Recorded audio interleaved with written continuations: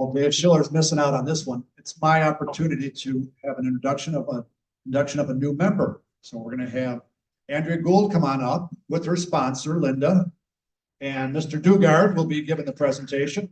All right, let's hear it for her. Okay, here you go, Tom. Got to talk to the microphone. People can't hear us sometimes.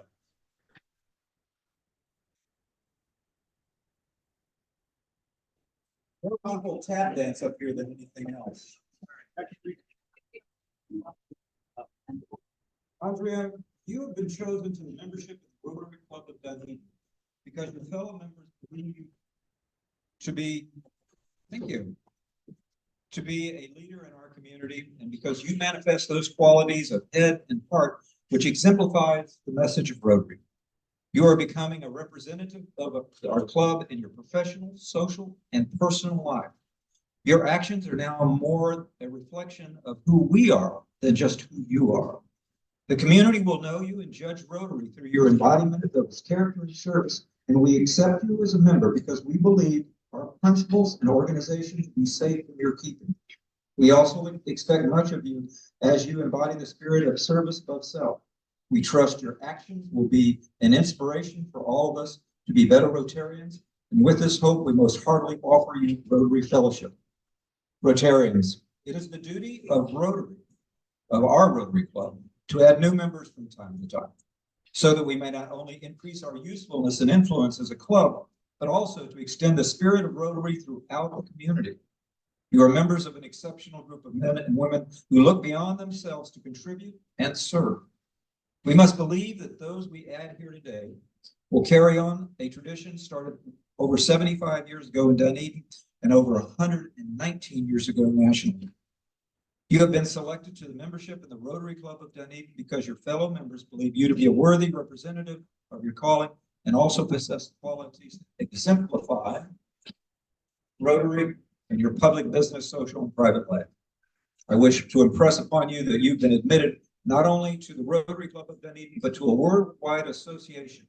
And by virtue of your membership in this club, we will be welcoming you into the fellowship of the Rotary Club worldwide. The honor and privilege of Rotary membership carries with its duties and obligations. You will be expected to attend club meetings regularly, to perform your share of club service, and to place your knowledge and talents at the disposal of the club. In doing so, together, we will improve Dunedin, District 6950, Florida, our nation, and even the world. I ask all members to rise now.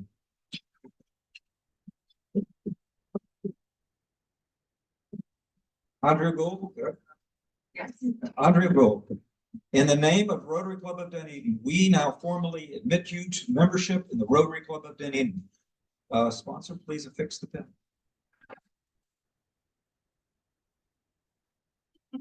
It's small. Oh, that's great. Dear fellow Rotarians, I commend to you our newest Rotarian. Let's give her a hearty applause.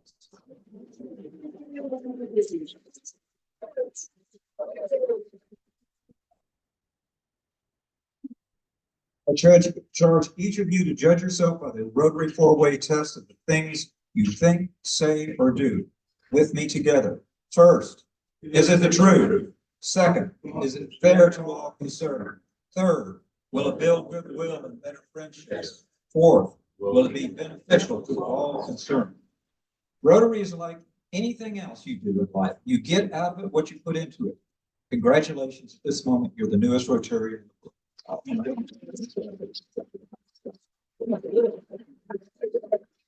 would you like to introduce her to the club with a 1-minute introduction?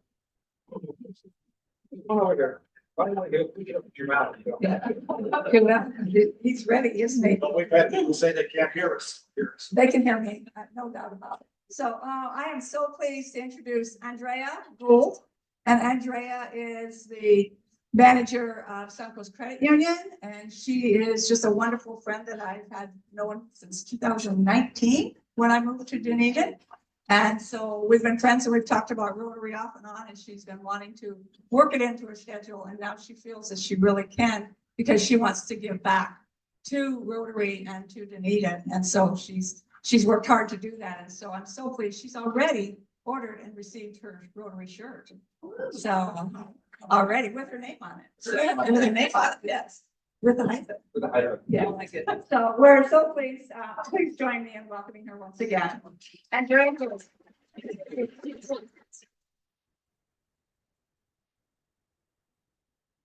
That's always nice. We love new members. Keep it up. Okay, our sergeant. Now, you guys have probably all noticed that young lady in the corner over here. She's kind of kept to herself, but this is our presenter, and she's going to tell us a lot. This is Tiana Audette, and she's with Gulf Coast Jewish Community and Family Services. She's the program director, and she's going to talk to us about providing non-law enforcement responses to nonviolent and non-criminal calls for service. So this will be interesting. Let's give her a hand. All right, good afternoon, everyone. My name is Tiana Audette. I'm a licensed clinical social worker. I am the program director of the CALL team, which stands for the Community Assistance and Life Liaison. It's a mouthful, so we just say CALL. So CALL is a partnership between Gulf Coast Jewish Family and Community Services, as well as St. Petersburg Police Department. So what my team does, we respond to non-criminal 911 calls that have a social service need. So that could be anything from mental health, homelessness concerns. We do respond to intoxicated individuals or substance use disorders, truancy, disorderly juveniles. And I always get the funniest looks when people are like neighbor disputes. You guys go to that? So sometimes, yes, it is about the length of the grass, which is not a criminal matter. But sometimes there is mental health associated with these calls. So for instance, we may get a call, the individual is saying, you know, my neighbors are tapping into my phone, they're listening to my conversations, right? So clearly there's some type of mental health component to this. So we are 7 days a week. We originally started 8 in the morning to midnight. Now we go till 2 a.m. So we are on the ground more hours than we are not. So this is my team. We have quite a large team. So our community navigators are the ones that are on the ground, boots on the ground. They're the ones who really handle the bulk of the calls.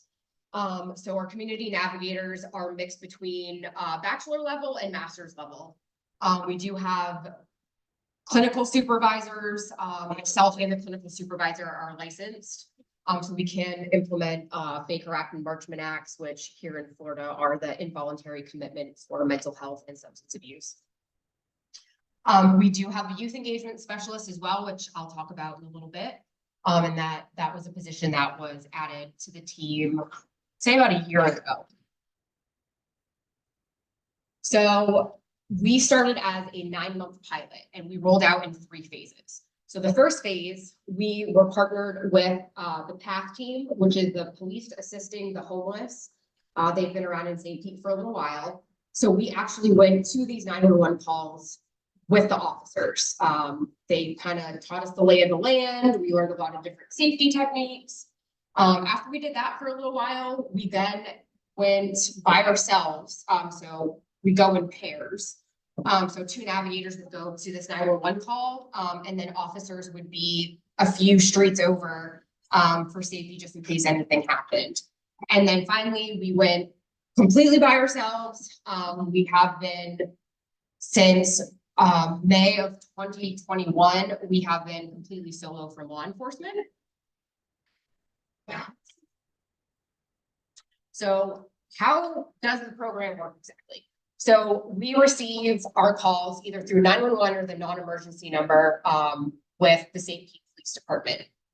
So the dispatchers make sure that there are no active wants or warrants for anybody that is being called about. They make sure that if there are caution notes on the individual, that it's not, you know, they're known to carry a weapon on them, for instance. So we also do what we call officer referrals. So let's say an officer is out at a domestic violence call. That's not something we would normally go to by ourselves because obviously there's some violence involved.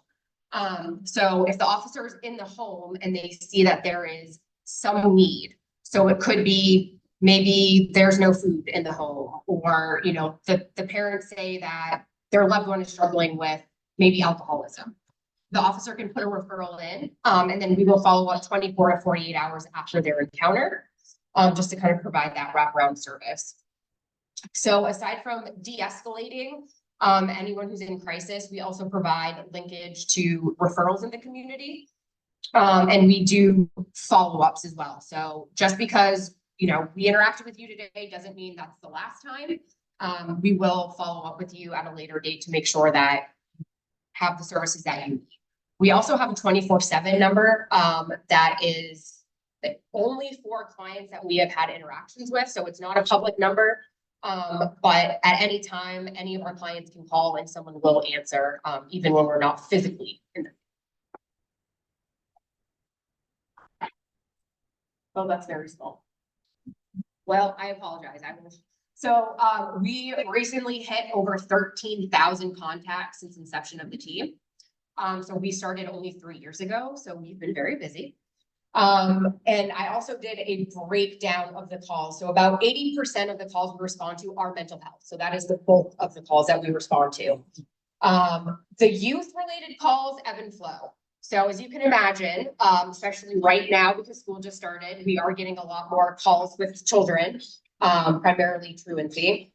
Over the summer, we do get a lot of calls when kids first get out of school, because they're kind of just, you know, running around, enjoying not being in school.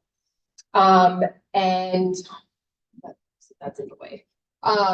Everything else kind of falls under there. Substance abuse is usually our least likely as the primary concern. There's usually undertones, but the reason being is because if a call comes into 911 and there's an overdose, that's automatically going to go to the ambulance, right? Because that's priority is someone's safety. So bringing back the youth engagement specialist. So my team was blessed to receive a grant back last year for $200,000 from the National Football League, the NFL. We just found out that we were re-awarded $450,000 over 2 years. Thank you. So we are able to have this youth engagement position and keep it. So it was going to be a temporary thing because the funding was temporary, but now it looks like we are able to put it in our budget long term. So the goal of the youth engagement specialist, we want to reduce and prevent youth involvement with law enforcement. You know, kids getting in the criminal justice system, oftentimes when they are engaging with law enforcement, there's usually a deeper need. So for instance, you know, a child gets picked up because he was caught stealing. Maybe he's stealing because there's no food at home, or maybe because he has seen his brother or his parents do these things, right? So we are here to kind of bridge that gap, give them services where they need it, and their families as well, because usually it's not just the child, it's the family as a whole. We also provide short-term respite. And when I say that, it's usually 3 to 5 days. So sometimes we have families that are homeless, and, you know, they need to shower because they have a job interview in the morning. So we're able to provide that short-term respite to help them achieve a longer-term goal. And moving forward, so we are continuing to expand. That's our wonderful chief of police there on the front. We have a transport van, which is I call it our soccer mom van. We weren't able to afford a van at first, but now thankfully with grant funding, we have a transport van. So we do transport clients as long as they are cooperative. We don't want, if we can avoid it, we want to keep law enforcement out of the equation, especially with transports, as you guys probably know in your communities. If you see a law enforcement officer in their vehicle, everyone's kind of looking out the window, seeing what's going on. And we don't want anyone who's asking for help to, you know, kind of be put on the spot like that. So like I said, we are growing, and I'm excited to see kind of where we're headed. We are, and I say this because I like to brag, We are the only team in Florida that does a civilian response, and we are one of 3 in the United States. So that is the call team. I have my contact information as well if anyone has questions moving forward, but I open the floor to you all if you guys have any questions about the program or anything I went over. Yeah, one question here. You started this about 3 years ago in St. Pete. Are you just doing it in St. Pete?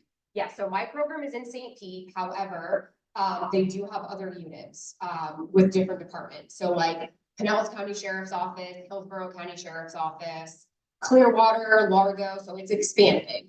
But my team specifically, the civilian response is only with St. Pete. How does that work? Somebody calls 911. How does that 911 operator know to switch to you? They make that determination? Yes, so it's funny because they kind of had to be retrained. So now when they are screening a call, they have to decide, are we sending patrol or are we sending civilians? So they're asking those questions of, are there any weapons on scene? Those sorts of things. Of course, anytime something could go sideways, right? We're dealing with people who are in crisis. But like I kind of always say, social workers have been in people's homes for a very long time. We've been already doing this work, so this isn't anything new. And these 911 calls, frankly, should not be 911 calls, right? People are calling because they're having a mental health crisis. So the dispatcher is screening the call. And then once they screen it, their supervisor screens it again just to make sure that nothing was overlooked, and then it gets sent to us. And the great thing about St. Pete Police is that in our contract, we are able, if we read something that we're not comfortable with, we can send it back to patrol, or at any time we can back out of the call if there's safety concerns. So the police department's been very supportive. Yes. How do you let the public know that the service is there? Yeah, so when we first started with the program, we did a lot of community conversations. It was actually the community who was pushing to have a program like this. We are very embedded in the community. We do a lot of active engagements, speaking events just like this. We do a lot of traveling. We have lots of brochures and stuff that we give out in the community. And I will say, when people call 911 or the non-emergency, the dispatchers will say, we have this program. Would you mind having a social worker? Some people just want law enforcement, which is fine. But the dispatchers will provide that information to them saying, this is an option for you. Oh goodness, I think in the back. Yes. I have a question about the students. Truancy used to be parents who were charged if their kids were out of school. But I read that like last school year in Pinellas County, 25% of the kids were considered chronically absent. And they didn't use the word truant. They used the word absent, chronically absent. What do you do about that? So they do still have truancy court, which if, kiddos miss a certain amount of days and the parents end up having to go to truancy court. So we deal with children. It's mostly, my child is refusing to go to school. People call 911 for that. So we will go out, and most of the time they don't want to go to school for a certain reason. They're being bullied. Maybe they're behind in school, or they're having trouble reading and they're embarrassed, so they don't want to go to school. Maybe we see this quite often. The parents don't have reliable transportation. So they'll either take an Uber or a bus, and the child is embarrassed to be shown, getting off the public bus. So we help try to bridge those gaps. There are different services that can help with transportation, those sorts of things. So that's how we handle it. Of course, the law is the law, truancy court, right? But we try to prevent it from getting that far. Yes. How do the police cooperate? You have both the local police and the sheriff, do you? And they give way to you, or what's that? Yeah, so initially I will say it was difficult. Police culture is very hard to work into, especially being a civilian. So initially they were very hesitant. They were like, you guys are gonna get killed. why are you, you're going to calls that we've been going to. Now that they have seen the work that we do, and we're taking work off of them, right? They became an officer not because they wanted to be a social worker. So once they see that we're there to take the load off them, they will actually call us out sometimes. They'll say, I don't know why we got sent this, but are you guys available to come? We'll stand by. So we have been, after some time, we have been very, very accepted by law enforcement. And because it is such a growing program, it's not strange to have social workers go to these anymore, which is nice. Well, all these places that are saying defund the police, what they're really looking for is exactly what they're doing. Right, and we wanted to make that clear when we first started, like, we are not defunding the police, we have taken no money away from their budget. Our budget is from the city's operating budget, so we have not taken any law enforcement jobs away, we are just adding to the police department, essentially. But Yes. What is Gulf Coast I mean, what's the connection? Yeah, so we are hired, we meaning me and my staff, we're hired through Gulf Coast. So we wanted to try to keep this separate. They discussed hiring internally at the police department, but we really wanted to keep it separate. So Gulf Coast has been in the community for 50 years. We have over 600 employees, and we're in over 40 different counties. So the chief of police was like, Gulf Coast has been doing this, they're established, they have everything in place. So why don't we just add them versus having to create our own? If we weren't doing, if I was the firefighter, Holocaust. Yeah, the Holocaust, yes, yep. Yeah. So originally when Gulf Coast started, it was specific to the Jewish population. Since then, we serve anyone and everyone. So we babies all the way to seniors. So yes, that's how originally it was. Yes. When I first heard about this, I had the same opinion the police had. I was concerned about your skill safety, how you would handle that. But as this has evolved, that's what I think is actually a wonderful idea. I mean, what you're taking off the police department, you all take responsibility for, it's gotta be a great help to do too. I just think, well done. I think there was.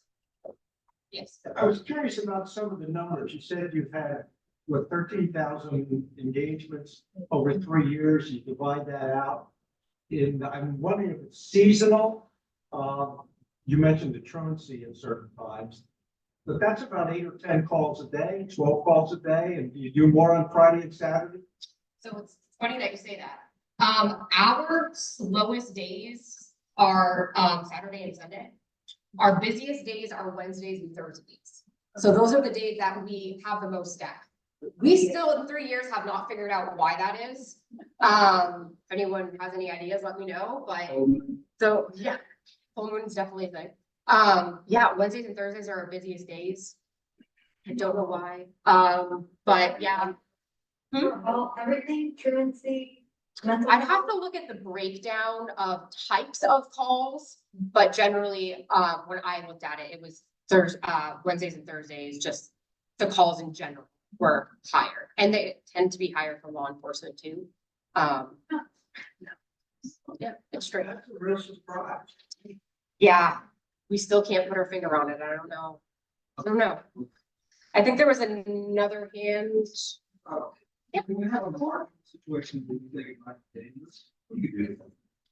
So when we go to a call, my staff is trained to screen the area, right? So when we get out of our car, listen, if you hear somebody yelling, that sort of thing. Again, at any time, we are able to back out of the call. When the call is screened, if there is any possibility of there being a weapon or anything like that, they're gonna send law enforcement first, and they'll be on standby when we show up. So they're there for safety. My team, so we have a direct line to dispatch that was created just for us. So no one has a number except for my team. So if we call that number, it goes right to the police department and they'll send us help. We are moving towards a newer system. So our phones will actually be able to hit a button and send help, and it has a GPS location on it. So we are moving towards that to kind of help with safety, but knock on wood, we've had 0 incidences. No one's been hurt, clients or my staff. There is a suicide type of call, I think. Are you involved at all with that or? Yes, so as long as somebody is not, you know, engaging in that behavior, maybe they're thinking about it, we do respond, yes. Oh. We also are there for, families of loved ones who have had a suicide, or we'll be there when they do death notifications, just to provide that extra level of support. Yes. Program seems so super ideal in so many ways. How likely do you think it could be where every city is gonna have it? I mean, it honestly is kind of spreading like wildfire, which is great. The co-response models, so the social worker rides with the officer. I mean, I just had a meeting with Palmetto PD, and then Manatee Sheriff's Office reached out to me yesterday, wanting to do a ride along with us. So it is, we've met with people in North Carolina, Ohio. So it's spreading, and it's incredible to see because, I mean, it's working. So I'm hoping that it will be everywhere. So it would be the police department calls you once they hear about your program. Yes, yep, that or they'll call dispatch looking for someone to talk to, but yeah. Yes. Wellness program, if you go check funds, like on seniors, you know, quite a few seniors. There's sometimes that we feel that we should check on, we don't know who to call. So we don't want to call 911 because there's not really an emergency, but when someone is showing signs of Alzheimer's or just insecurity, so would that be something that we could call you guys? Yep, so you would call the non-emergency number, and you can request the call team. And with other agencies too, like outside of St. Pete, you can call and ask to see if they have a mental health unit that is available to go, or you can ask for a CIT officer, which is a crisis intervention team officer.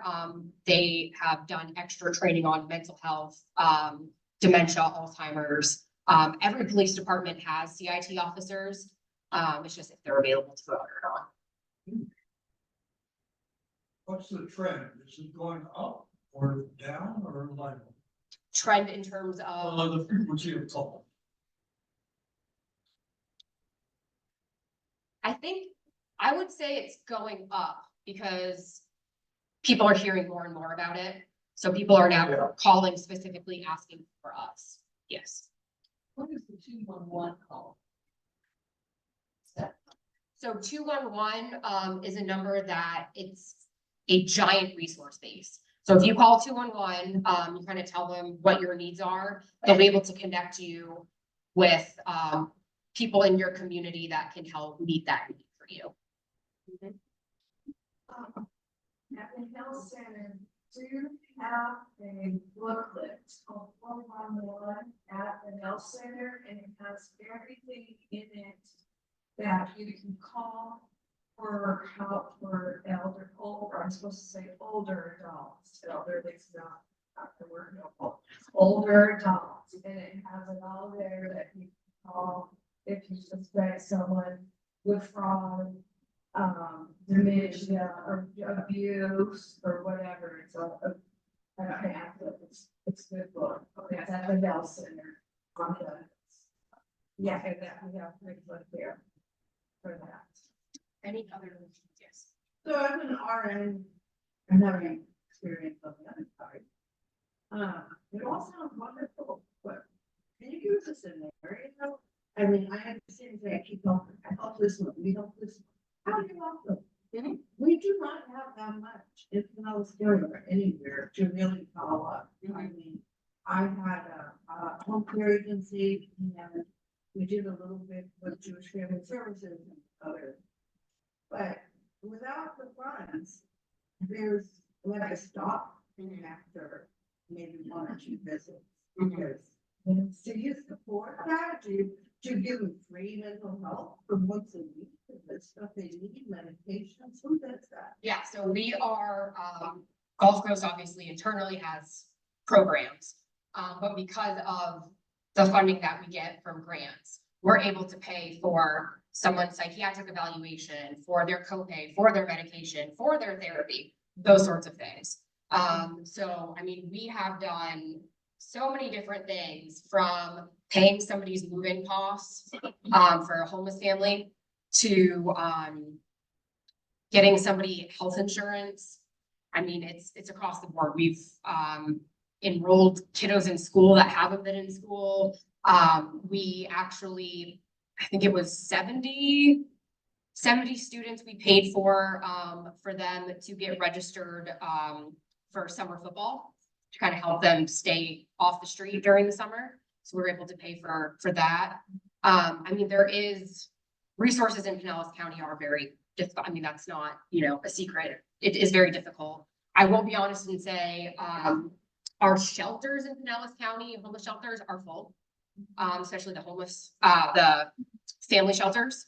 So what we do, we have some connections with, there's one in Citrus County. They actually provide efficiency apartments to families. And we will drive the 2 hours to bring the families there.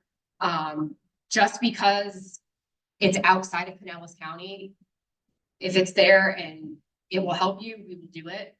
We have flown people to different places. We have driven someone to Palm Beach to get treatment because Pinellas County just didn't have what they need. So we have to get very creative. But I agree, it's very frustrating. Yeah.